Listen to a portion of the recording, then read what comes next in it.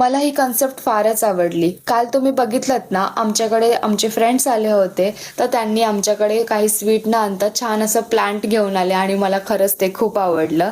So आज माझी तब्येत थोडी डाऊन होती, सो म्हणून मी आज डिसाईड केलं की छान असं हेल्दी फूड बनवूया. म्हणून मी आज थालीपीठ बनवायला घेतलं होतं. हे ॲक्च्युली सगळ्या मिक्स पिठांपासून बनवलं जातं. ज्वारी, बाजरी, गहू, तांदूळ आणि बेसन. ॲक्च्युली आज मी फर्स्ट टाईमच मेथीचे बनवते. नेहमी मी फक्त कोथिंबीर आणि कांदा टाकते. सो त्याच्यामध्ये कोथिंबीर, कांदा, मेथी, अजवाईन आणि सगळे मसाले टाकून छानपैकी पाणी टाकून मी मळून घेतलं. त्यानंतर रुमाल घेतला, तो भिजवून त्याच्यामध्ये मस्त थापून वगैरे घेतले आणि गरम तव्यावर मस्त खरपूस असे भाजून घेतले. सो ही खूप इझी आणि झटपट रेसिपी आहे आणि खरंच खूप टेस्टी होतात. सो आज मी दही नव्हतं म्हणून मी शेजवान चटणीसोबत खाल्लं, पण दह्यासोबत खूप भारी लागतात. नक्की तुम्ही पण ट्राय करा. बाय.